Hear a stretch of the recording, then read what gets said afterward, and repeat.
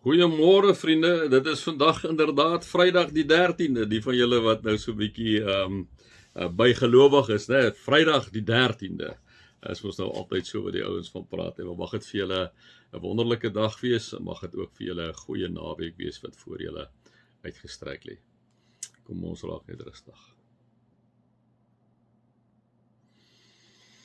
Onse Vader wat in die hemel is, laat U naam geheilig word in ons lewens. Here, laat U koninkryk kom. Here, ons kom vra vir U dat wanneer mense na ons kyk, het hulle kan sien U koninkryk het gekom. U koninkryk het gekom omdat Jesus Christus lewend binne ons teenwoordig is deur U Gees. Here, daar by die werk, daar in ons huwelik, dat hulle die koninkryks eienskappe in ons sal waarneem. Eienskappe van die koninkryk wat die vrug van die Gees insluit. Wat insluit 'n lewende verhouding met U, wat insluit om in Jesus se voetspore te volg, wat insluit om dit toe te laat dat die Heilige Gees deur ons werk, om deur in te sluit om mense onvoorwaardelik lief te hê, om in te sluit om mense onvoorwaardelik te aanvaar, om in te sluit dat ons betrokke sal wees in die gemeente en gemeenskappe waar ons is, wat beteken dat ons inderdaad om in hierdie koninkryk, laat die koninkryk kom, laat die koninkryk deur ons kom, dat ons dit alleenlik kan doen, wanneer ons hierdie verhouding met God het, deurdat ons na sy woord kyk, deur sy woord bestudeer, in te neem wat wil hy vir ons sê deur die woord, deurdat ons bid, deurdat ons vas, deurdat ons inderdaad reflekteer en mediteer oor die woord, om te sê, Here, wat sê U vir ons, sodat ons gedrag daarvolgens kan verander, sodat mense kan sien die koninkryk is besig om te kom. Laat U koninkryk kom deur ons Here. Amen. Vriende, mag daar vir julle genade en vrede en oorvloed wees, omdat julle God ken, Jesus ken en die Heilige Gees ken.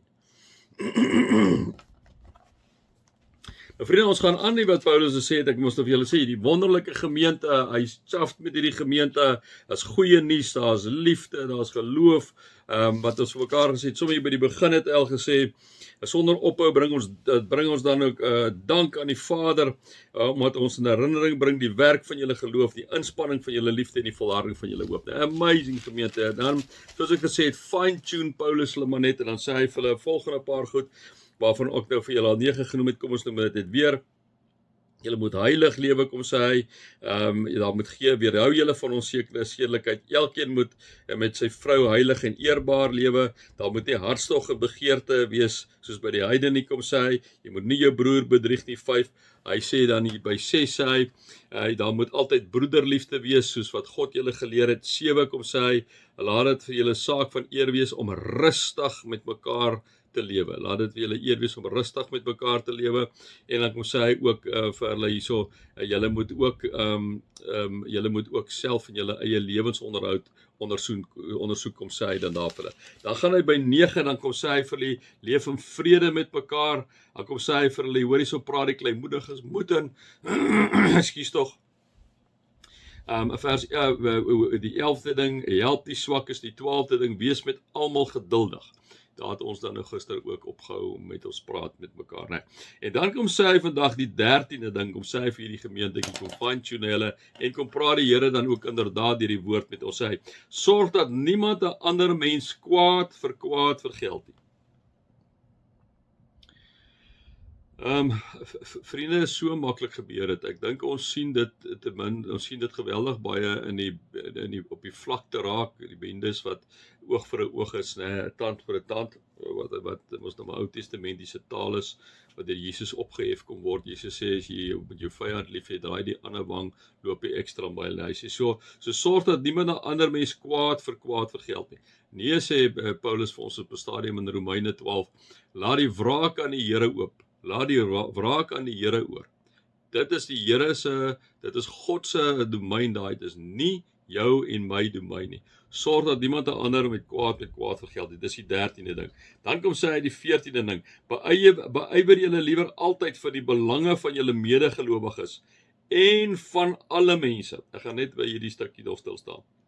Beywer julle liewer altyd vir die belange van julle medegelowiges en van alle mense. Nou vriende, dit is amazing. Dit beteken, ons is terug by die vrug van die Gees, by nederigheid. Wat is nederigheid? Nederigheid beteken, Ek en jy stel ons in die plek van die ander persoon. Jy probeer vanuit daai persoon se perspektief kyk na hoe hy na die lewe kyk. En wanneer ons dit begin doen, liewe vriende, dan is dit mos nou so dat ek en jy ons eie perspektief so 'n bietjie op die backburner sit en sê maar ek wil deur jou ook in die situasie kyk. En nie my opinie en my goed op die tafel sit nie.